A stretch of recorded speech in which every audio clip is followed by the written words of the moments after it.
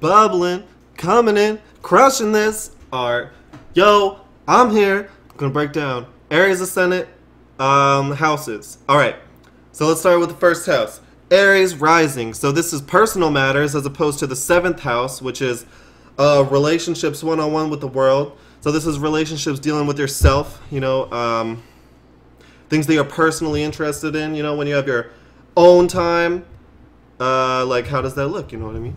Aries. Aries is own time. Aries is selfish matters. Has to do with selfish action. We have cardinal fire. Fire. Seeing and acting. Feeling passionately. Like, straight up in it.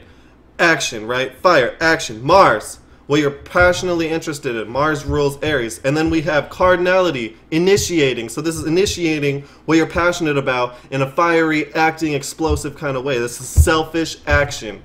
In the cleanest way I can put it.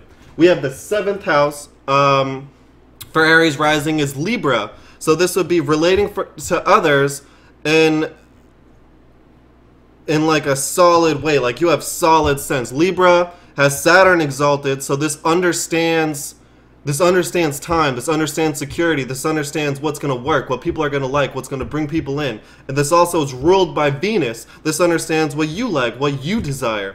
So this is being in a situation or like seeing a situation where you know what you desire. These people not only are fun to be around for you, but they help you gain a sense of structure and security, and you're the one that's going to initiate that conversation. You're the one that's going to be peeping game, always finding new people that you're like, man, these people would really boost my social group right now. Like, these are the people I need. Or you'd be the one like coming up with the ideas, like the Venus. This is your social group. This is what you desire, right? You have the Saturn, the structure, the limitation, the understanding of boundaries. So with that, you're going to boost up your social group with this long-term understanding, and you're going to be generating, or the cardinal, creating an idea in air, a thought form, on how to secure that, like how to better do just what's going on. Like people come to you for ideas. Aries 7th house. Aries rising 7th house. All right. Aries rising 4th house. This is Cancer. Cancer is ruled by the moon. This is re-energy. This is someone having a house that they can go back to recollect themselves, to resonate with their dreams, with their passions. Like when the world is taking too much, when they go out there, they're trying to initiate their dreams. When they do that and the world gives them too much resistance, this is the person that can come home and recharge. Re-energy, moon. Man, memory. What they resonate with, what's comfortable to them. This depends on where the moon is in their chart. Just like the other signs, Aries 1st house has to do with where Mars is. Libra 7th house has to do with where Saturn and Venus is. You know what I mean?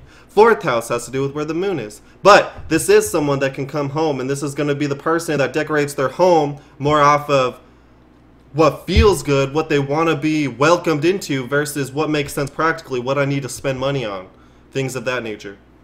Alright, so 10th house, this is opposite, this is public life. So we have the 4th house, private life, of just indulgence, touchy-feely, good, like, I just need to recharge right now. And we have the 10th house, which is Capricorn, cardinal earth, initiating new ways to gain structure, ruled by Saturn. And again, structure and security, initiating ways to gain structure. Mars exalted, that have to do with your dreams and your passions. So this is initiating your dream or your passion in a structured way. This is the person that buys the warehouse, has the game plan, starts filling it up, isn't worried about the details, takes action.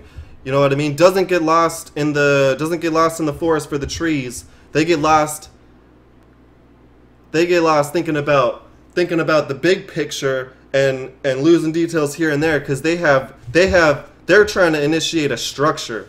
Like that's more than